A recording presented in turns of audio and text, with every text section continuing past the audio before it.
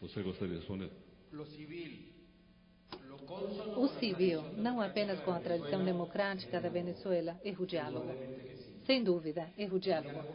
Trata-se de um diálogo generalizado entre os atores políticos, entre o Estado e os setores econômicos, entre o Estado e os setores sindicais, entre os setores acadêmicos, o movimento estudantil, os movimentos sociais, um grande diálogo. Isso, volto a repetir, é o civil, aquilo que combina com a tradição política venezuelana. Para que isso seja possível, num país no qual o Estado, e especialmente a Presidência da República, adquiriu a concentração de poder enorme que hoje existe, isso acontece se existir a vontade política a partir do poder, o anti-imperialismo do Estado venezuelano. Vou passar a palavra agora para o Carlos Eduardo Luiz da Silva. Carlos Eduardo, qual é a sua avaliação que você faz sobre a liberdade de imprensa na Venezuela? Eu acho que está sendo muito útil essa sessão da tarde, porque nós estamos vendo graus de sutileza, como disse o Pablo, nas relações entre Estado e imprensa na América do Sul. O mais sutil, possivelmente, é o Brasil, um pouco menos sutil a Argentina e menos sutil a Venezuela. Eu acho que governo nenhum gosta da imprensa e espero que isso seja sempre uma regra em qualquer sociedade que se queira democrática. A tensão entre governo e imprensa me parece uma coisa inevitável, porque se a imprensa cumpre o seu papel, vai revelar fatos, vai levantar críticas que não são do interesse de nenhum governo. E assim é em qualquer país do mundo. Eu acho que nós vivemos no Brasil hoje um momento de hostilidade retórica, se tanto. Eu não acho que nem os meios de comunicação no Brasil colocam em risco a governabilidade e a estabilidade do país, nem que o governo Lula tenha um plano arquitetado para restringir a liberdade de expressão e de imprensa no Brasil. O que há é hostilidade retórica. Mas há situações em que, de fato, tanto os meios de comunicação podem colocar em risco a governabilidade e a estabilidade do país, quanto um governo pode tentar, de fato, acabar com a liberdade de expressão de imprensa. Nós sabemos que no Brasil, em 1964, veículos de comunicação estavam engajados no golpe que derrubou o presidente João Goulart. Assim como me parece, embora eu não tenha evidência nem vivência, que meios de comunicação na Venezuela estavam envolvidos e saudaram com entusiasmo o golpe que depôs o presidente Hugo Chávez por algumas horas em 2002. Me parece também que o governo militar brasileiro, isso eu não tenho dúvida, atacou e restringiu e quase eliminou a liberdade de imprensa e de expressão no Brasil durante vários anos, assim como eu acho que o presidente Chávez tenta fazer a mesma coisa na Venezuela, não no mesmo nível que aconteceu no Brasil durante o regime militar ou em outras ditaduras. O que eu acho importante é a gente ter consciência disso, ver aonde que as coisas podem chegar e tentar evitar que cheguem a estágios mais intensos, sem sutilezas, nessa tensão entre governo e imprensa. E o que eu gostaria de perguntar ao Noel e ao Fernando é se eles acham que há caminho de volta no diálogo entre meios de comunicação e governo, este governo, pelo menos, este regime do presidente Hugo Chávez, no caso da Venezuela, ou se essa possibilidade de diálogo já está perdida no caso da Venezuela. Noel, você entendeu a pergunta? Gostaria de responder? Você quer responder a pergunta feita, Noel? Sim. Gostaria de responder com uma citação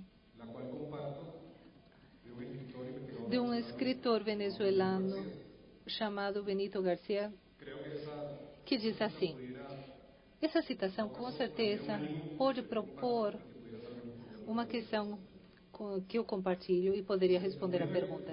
E diz assim: a mídia tem não apenas o direito, mas também o dever de denunciar condutas ilegais ou imorais de cunho político, mas também o dever de denunciar as do poder econômico. A mídia tem o poder de divulgar opiniões de todo tipo, mas não apenas de um tipo de opiniões. A mídia pode divulgar opiniões, mas não colocá-las como informação, nem torná-las em propaganda. A mídia tem o direito de interpretar a informação, mas não de omiti-las, torná-las falsas ou simplesmente distorcioná-las.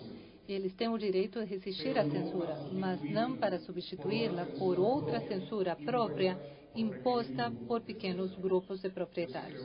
Eu acredito que sim é possível, como disse o Paulo agora, é possível sim recuperar uma prática de comunicação da ética e ter a possibilidade de olhar para um território no qual todos nós possamos estar. Fernanda, você gostaria de responder? O civil, não apenas com a tradição democrática da Venezuela, é o diálogo. Sem dúvida, é o diálogo. Trata-se de um diálogo generalizado entre os atores políticos, entre o Estado e os setores econômicos, entre o Estado e os setores sindicais, entre os setores acadêmicos, o movimento estudantil, os movimentos sociais, um grande diálogo.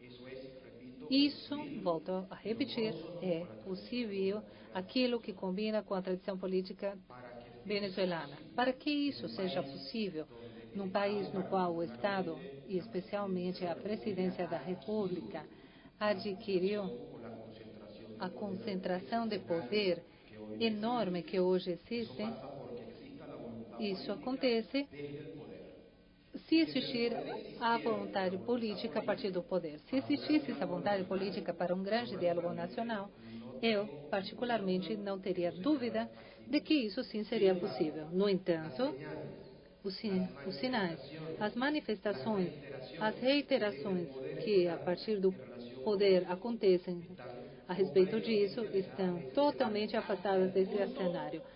Até o ponto de que o presidente da República, recentemente, e uma importantíssima autoridade militar formal, da autoridade mais importante depois do Ministério da Defesa, colocou formalmente que, no cenário, caso na Venezuela retornasse a burguesia ao poder, ou seja, que as eleições democráticas em 2012, por exemplo, fossem ganhas por uma chapa política de oposição, nesse cenário seria possível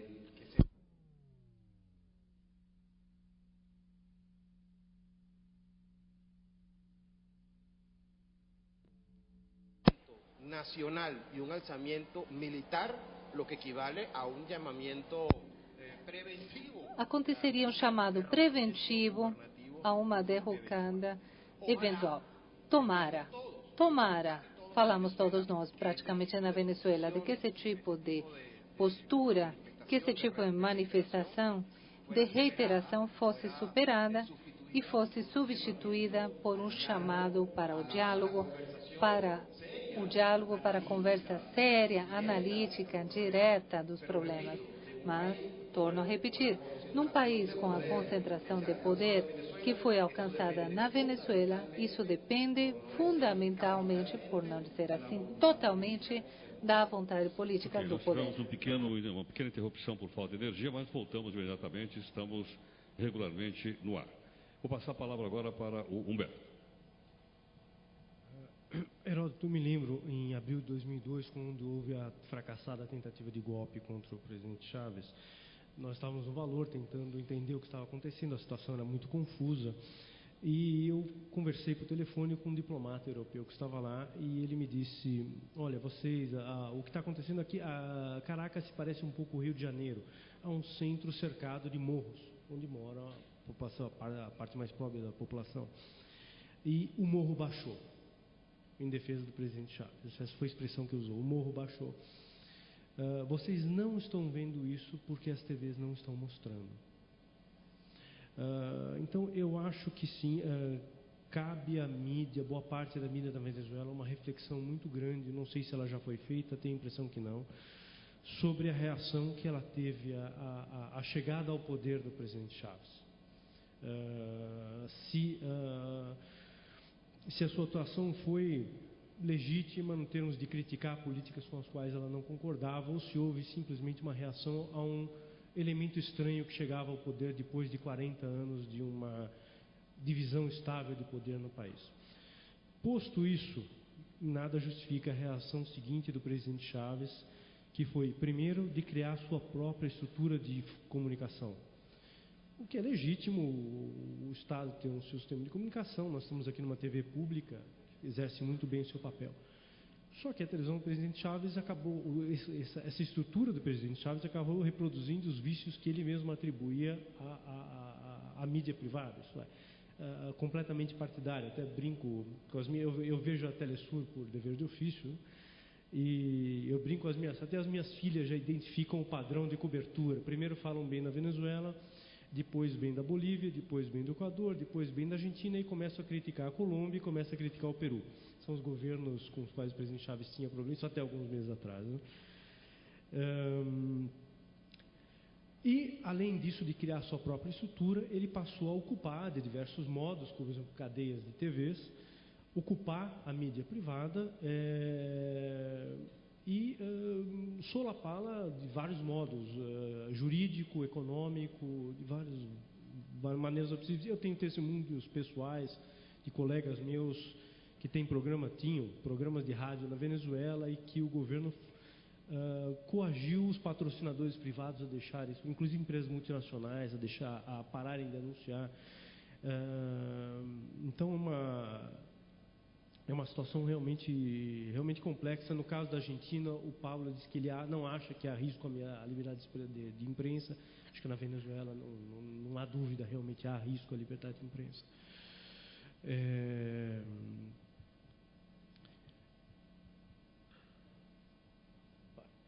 E, bom, eu gostaria de saber que os nossos dois colegas comentassem se há uma reflexão sobre isso na mídia privada e na mídia pública, sobre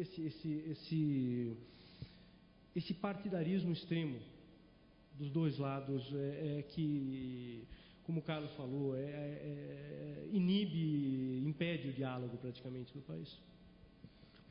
Dessa vez, acho que é melhor nós começarmos com o Fernando.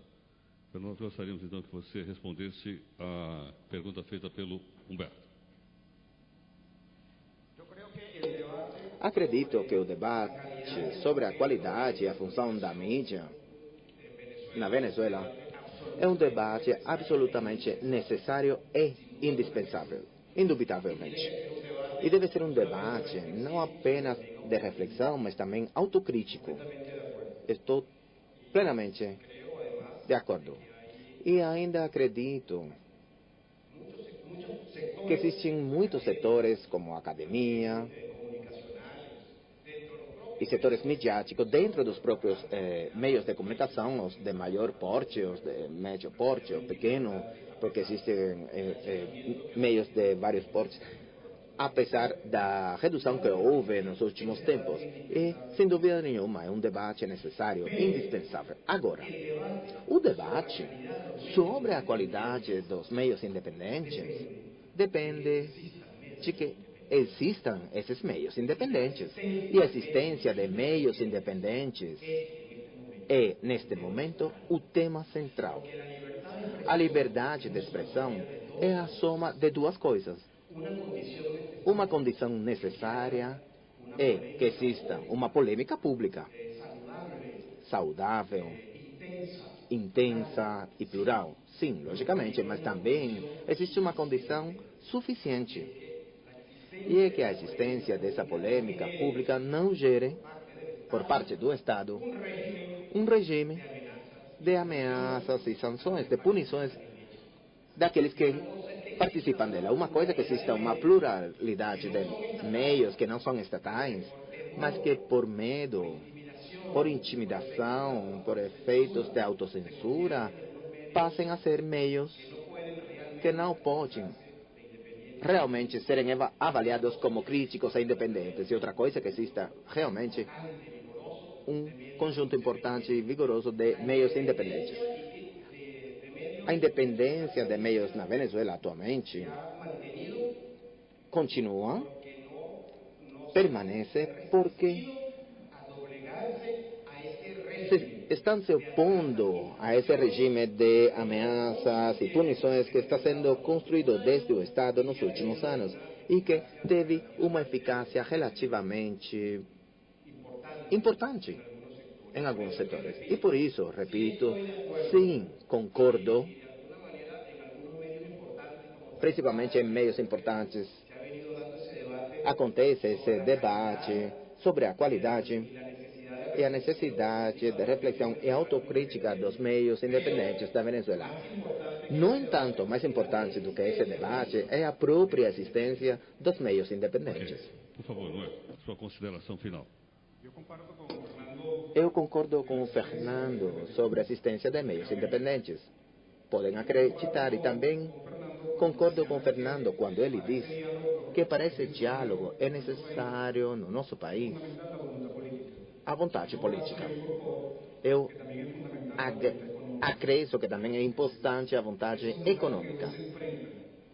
Esses bandos que hoje se enfrentam num contexto de projeto histórico, de projeto de cidadania, de sociedade, por uma parte, como o Fernando apontou, está sendo desenhado com uma perspectiva desde o governo, mas também é importante, e o nosso colega aqui falou recentemente sobre a função da mídia durante o golpe de Estado. Agora, o golpe de Estado foi um momento do país, uma coisa pontual, há 8 anos atrás, onde recorrentemente